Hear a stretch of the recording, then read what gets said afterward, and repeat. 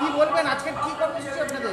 বারুইপুর পৌরসভার পৌর পিতারা যারা কাউন্সিলর হয়ে আছে তারা ইচ্ছাকৃতভাবে মানুষকে জল দিচ্ছে না, ওয়ার্ডের আবর্জনা পরিষ্কার করছে না।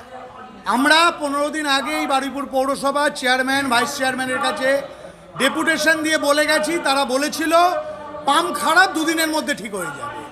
15 দিন পেরিয়ে 17 দিন হতে চলছে, তারা ইন্টেনশনালি এইগুলো করছে না। তার কারণ তারা বারুইপুর পৌরসভায় হেরেছে।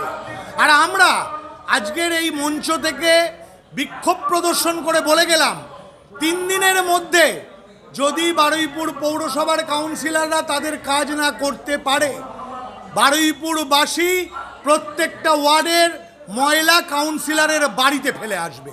এটা আগামী দিনের আমাদের বারুইপুর পশ্চিম 1 নম্বর মণ্ডলের কর্মসূচি। আর জল কাউন্সিলরদের রিজার্ভারে ঢুকছে, ওয়ার্ডের মানুষের কাছে আসছে না, সেই রিজার্ভারেও জল ঢোকা বন্ধ করব। ময়লা আবর্জনা পরিষ্কার হয় না নিয়মিত? বাড়িতে মানুষরা দুর্গন্ধের মধ্যে আছে।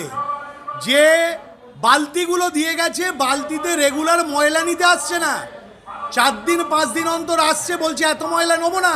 তাহলে এই ময়লা তো কাউন্সিলরের বাড়ির দরজায় যাবে। আগামী দিনে এই ময়লাগুলো বারুইপুরের কাউন্সিলরদের দরজার সামনে ফেলা হবে এবং বারুইপুরবাসী সেটা করবে। কি নাম আপনার, কি পদে? অ্যাডভোকেট গৌতম চক্রবর্তী, বারুইপুর পশ্চিম 1 নম্বর মণ্ডল বিজেপির সভাপতি। জয়নগর আপডেট, সত্যের পাশে, খবরের আগে।